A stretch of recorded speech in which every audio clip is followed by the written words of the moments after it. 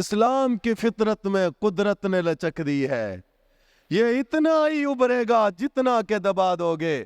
مت چھیڑو اللہ کے شعروں کو تم، یہ مٹتے مٹاتے بھی باطل کو مٹا دیں گے۔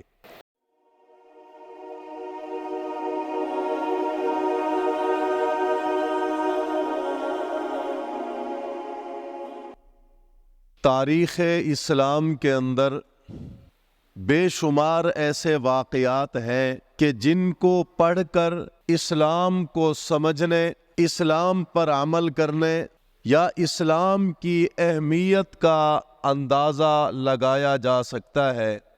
دین اسلام کے لیے ہر دور میں لوگوں نے اتنی قربانیاں دی ہیں اور ایسی ایسی قربانیاں دی ہیں کہ آج جس کا تصور کرنا بھی مشکل نظر آتا ہے۔ لوگوں نے اپنی جان کی قربانی دی کلمے کے لیے، مال کی قربانی دی کلمے کے لیے، اولاد کی قربانی دی کلمے کے لیے، وطن کی قربانی دی کلمے کے لیے، دنیاوی عشرت کی قربانیاں دی کلمے کے لیے۔ اس کلمے کے اندر اللہ نے ایسی لذت رکھی ہے، جس کو اس لذت کی حلاوت محسوس ہو گئی، انہوں نے دنیا کے سارے درد تو قبول کر لیے لیکن کلمے کی اس حلاوت کی لذت کو نہیں چھوڑا۔ آج میں واقعہ پڑھ رہا تھا، اسے پڑھ کر یقین کریں کہ عجیب سی ایک حسرت اور حیرت ہوئی۔ اور پھر اگر تاریخ اسلامی پر نظر دوڑائی جائے تو ہر ایک واقعہ ایسا نظر آتا ہے جو اپنی مثال آپ ہے۔ جناب نبی کریم صلی اللہ علیہ وسلم جب عرش پر تشریف لے جا رہے تھے، جنت کی سیر کرائی جا رہی تھی، ایک عجیب سی خوشبو محسوس ہوئی۔ اللہ کے نبی نے اپنے رفیق سفر حضرت جبرائیل سے پوچھا کہ جبرائیل یہ خوشبو کس چیز کی ہے؟ یعنی اس خوشبو کے اندر ایسی لذت محسوس ہوئی اللہ کے نبی کو۔ اللہ کے نبی پوچھنے پر مجبور ہوئے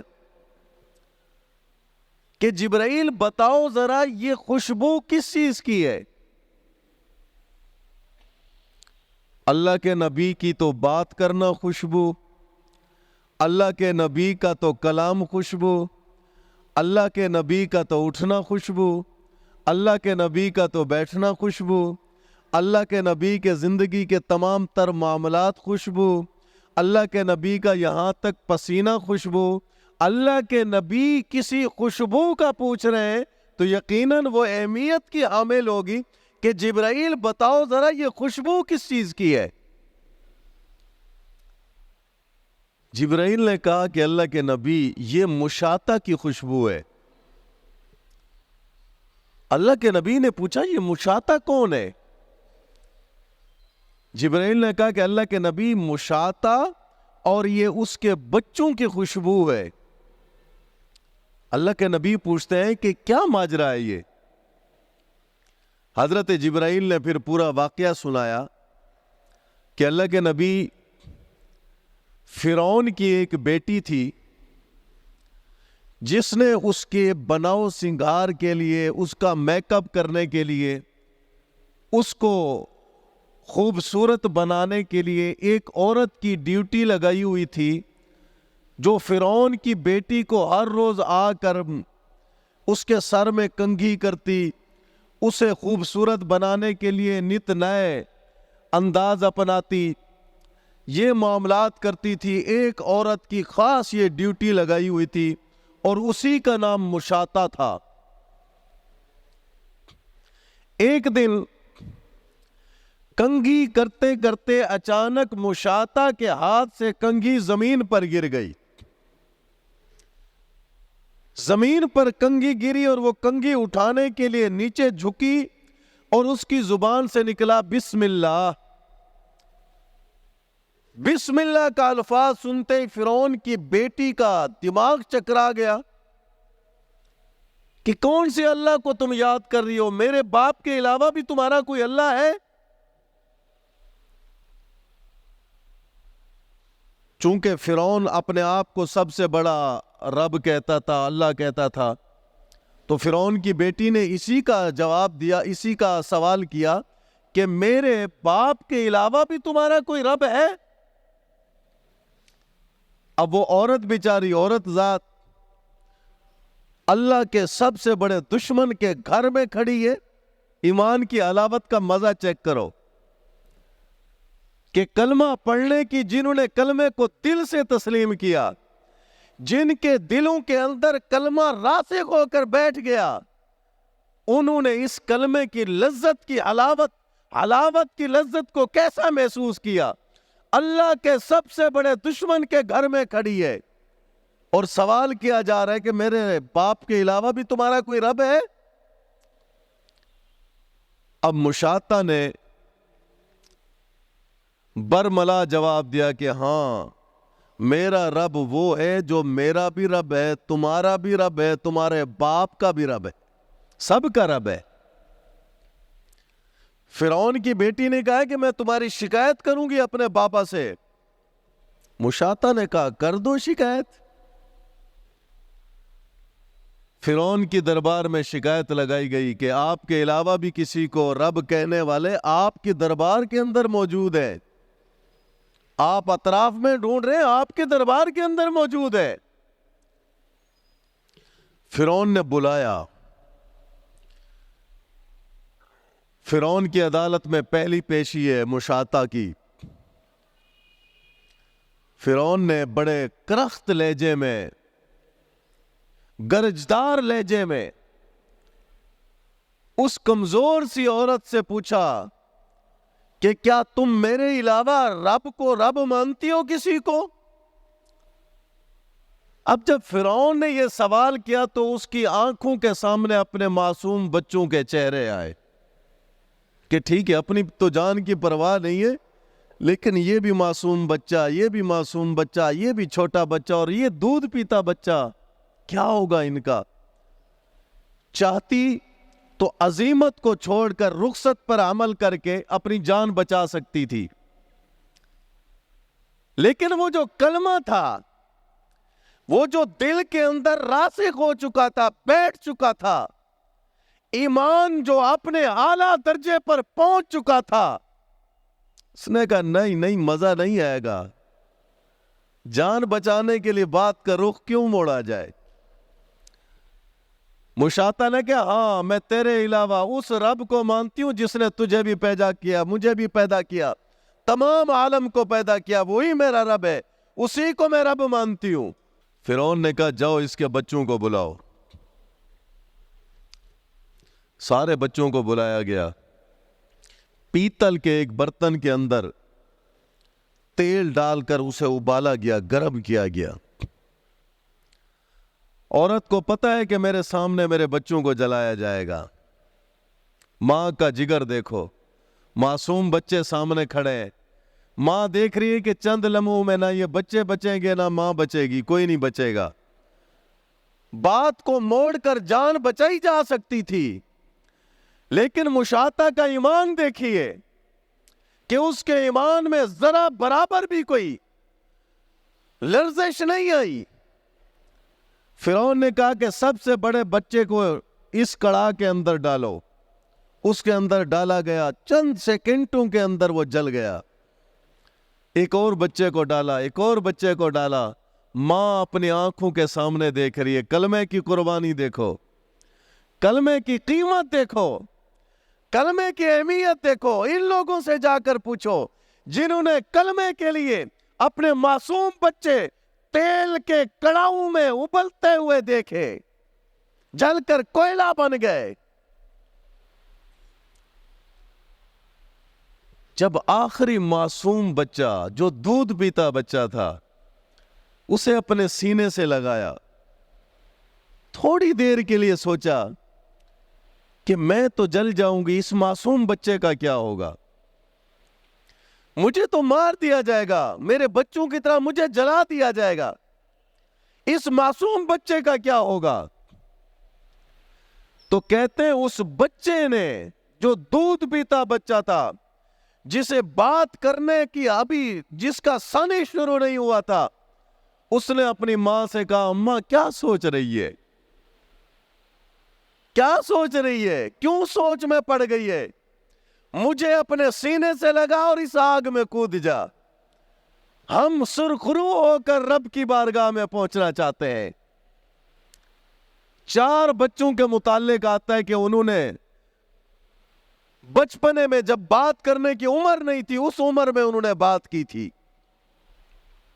ایک حضرت عیسیٰ علیہ السلام نے اپنی ماں کی حق میں صفائی دینے کے لیے، اسی طرح ایک حضرت یوسف علیہ السلام کے حق میں گواہی دینے کے لیے بچے نے بات کی تھی، جو معصوم بچہ تھا، جو اللہ کی ایک قدرت تھی کہ اللہ نے اس کو بات کرنے کے قابل بنا دیا۔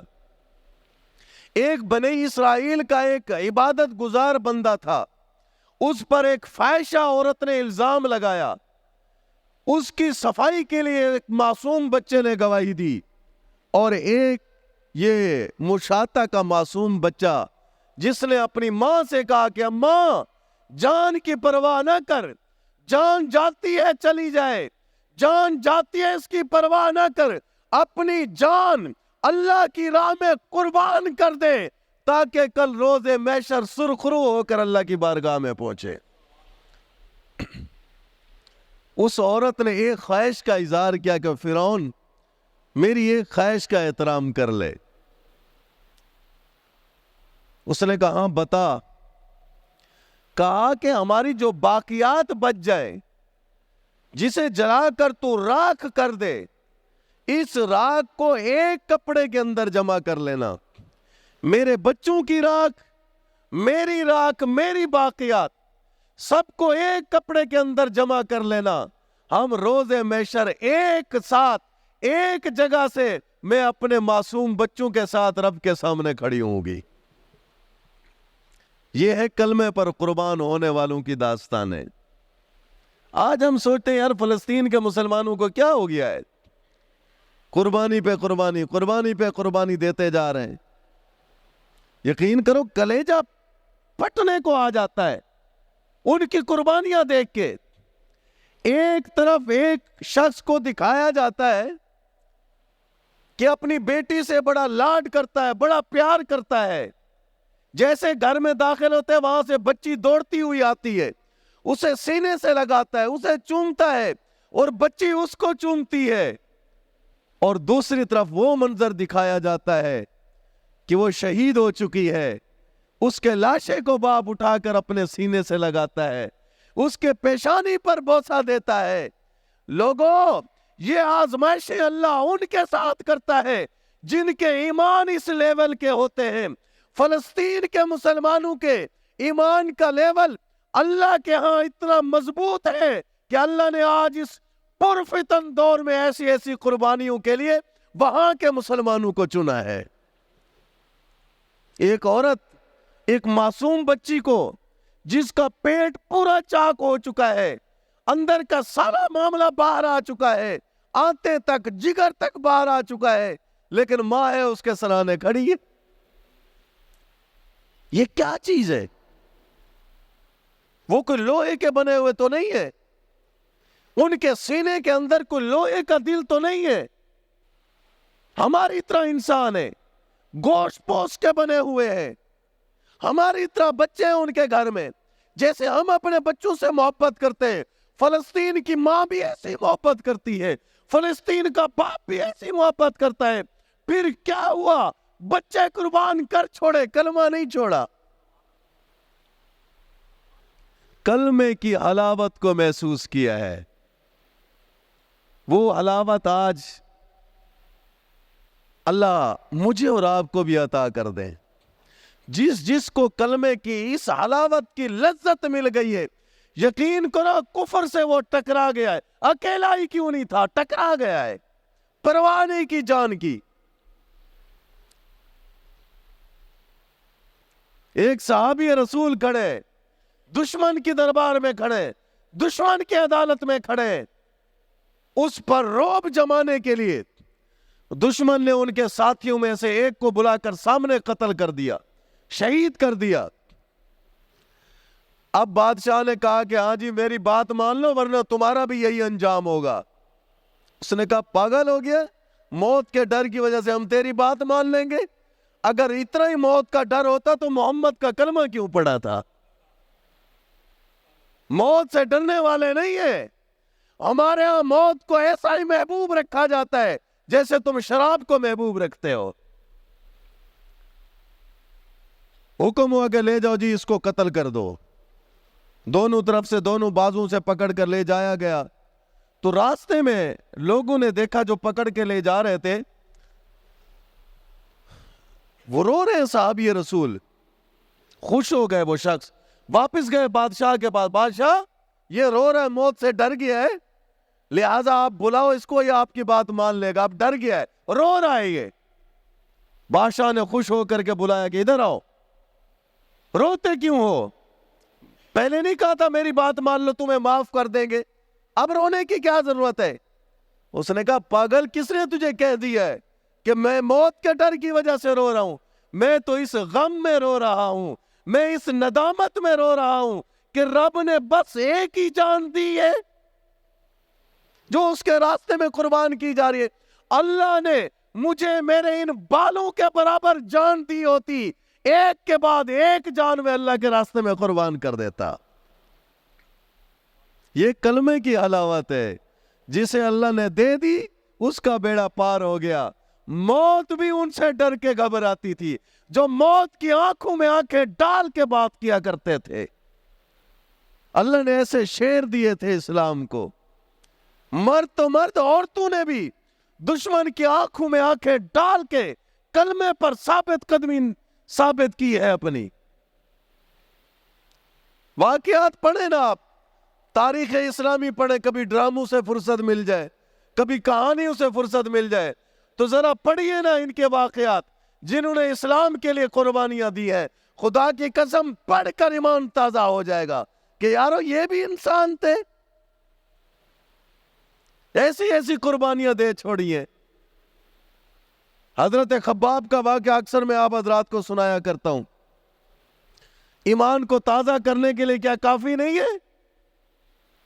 دشمن کے نرغے کے اندر خباب کھڑا ہے، چاروں طرف دشمن ہے، پورا شہر جمع ہے، آج عاشق کا عشق دیکھنے کے لیے، نبی سے محبت کی باتیں کیا کرتے تھے نا، آج اس جرم میں پھانسی دیں گے، دیکھتے ہیں کیا کرتا ہے۔ لوگ آزمانے کے لیے، ان کو آزمانے کے لیے جنہوں نے پہلے دن ہی فیصلہ کر لیا تھا آقا آپ کے ہاتھ پر بیعت کر رہے ہیں۔ یہ بیعت صرف کلمے تک نہیں ہے، یہ بیعت صرف نمازوں تک نہیں ہے، یہ بیعت صرف روزے تک نہیں ہے، یہ بیعت صرف حج تک نہیں ہے۔ آقا آپ لڑنے کا حکم کریں گے، جان قربان کر دیں گے، اولاد کا حکم دیں گے، اولاد قربان کر دیں گے، مال کا حکم دیں گے، مال قربان کر دیں گے، وطن چھوڑنے کا بولیں گے، وطن چھوڑ دیں گے۔ اور ایسا ثابت کیا، آج افغانستان میں قبریں بنا ڈالیں، آج چین میں قبریں بنا ڈالیں، پاکستان میں قبریں بنا ڈالیں، ان کی قبروں سے یہ پیغام ملتا ہے آقا سے جو وعدہ کیا تھا وہ سچا کر کے گئے ہیں۔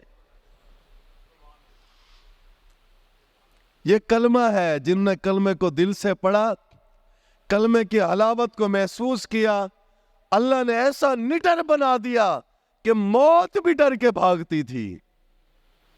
حضرت خالد کے واقعہ میں نہیں سنا تھا آپ کو کہ دشمن کی صفوں کے اندر گھس جاتے تھے، گھمسان کی لڑائی چل رہی ہے، گھمسان کی جنگیں، اندر چلے جاتے تھے صفوں کے اندر، اور ایک جنگ میں تو ایسا قہر مچا دیا، ایسا طوفان برپا کر دیا، اپنے ہاتھ سے 9 تلواریں توڑ دیں۔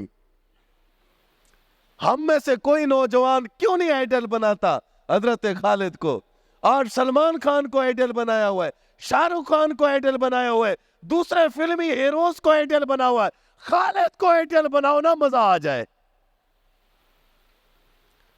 حضرت عمار کو اپنا آئیڈل بناؤ، مزہ آ جائے۔ حضرت خباب کو اپنا آئیڈل بناؤ، مزہ آ جائے۔ حضرت ابوبکر صدیق کی سیرت پر چلو، عمر کی سیرت پر چلو، عثمان کی سیرت پر چلو، حضرت علی کرم اللہ وجہ کی سیرت پہ چلو، کہ چلنے میں بھی مزہ آئے۔ لیکن یہ کب ہوگا؟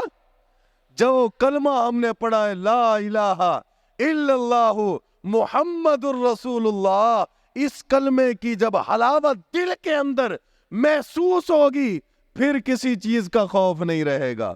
ہم آج فلسطین کے مسلمانوں کے لیے متحد ہو جائیں، غزہ کے مسلمانوں کے لیے متحد ہو جائیں۔ خدا کی قسم، کائنات کی اس وقت موجودہ جو صورتحال، جو زمانہ چل رہا ہے، سب سے بڑی بربریت وہاں استعمال کی گئی ان کے اوپر، لیکن الحمدللہ وہ اپنے ایمان پر قائم ہے، وہ اپنے کاز پر قائم ہے، وہ اپنے مشن پر قائم ہے، اس پر کوئی سودے بازی نہیں کی، اس پر کوئی کمپرومائز نہیں کیا۔ لیکن ہم سب کی ذمہ داری بنتی ہے کہ ہم جس حال میں ہو سکتا ہے، جس شکل میں ہو سکتا ہے، فلسطین کے مسلمانوں کے دست و بازو بنے، چاہے ان کو سپورٹ کریں، مالی سپورٹ کر سکتے ہیں۔ خدا کی قسم اس وقت عظیم دینی فریضہ ہے، ان کے ساتھ مالی سپورٹ کیجئے۔ وہ نہیں کر سکتے تو ان کے دشمن کی پروڈکٹ کا بائیکاٹ کیجئے، ان کی مصنوعات کا بائیکاٹ کیجئے، وہ لازمی کیجئے، وہ آپ کے بس میں۔ اور دوسرے نمبر پر ان کو اپنی دعاؤں میں یاد رکھیے، ہماری دعائیں انشاءاللہ ان کے کام آئے گی۔ اللہ تعالیٰ جو کچھ کہا گیا، سنا گیا، ہم سب کو اس پر عمل کرنے کی توفیق عطا فرمائے۔ وما علینا الا البلاغ المبین۔